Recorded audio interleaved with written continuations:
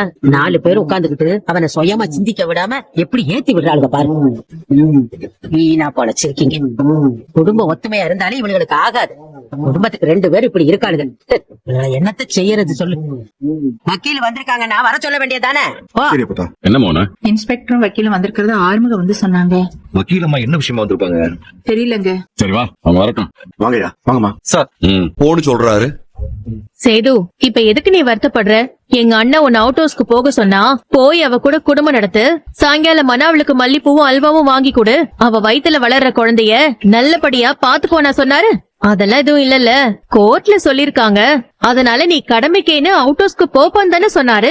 நீயும் கடமைக்கு போனா போதும் சேது. மாமா, எதுக்கு நீங்க கடமைக்குன்னு கூட போறீங்க?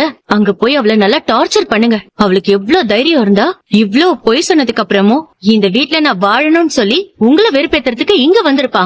எனக்கு என்னமோ அவ வேணும்னே உங்களை வெறுப்பேத்துறதுக்காக இப்படி ஒரு விஷயத்த சொல்றாளோன்னு எனக்கு தோணுது. நீங்க போய் அவ கூடவே இருந்து 24 மணி நேரமும் அவளை டார்ச்சர் பண்ணுங்க.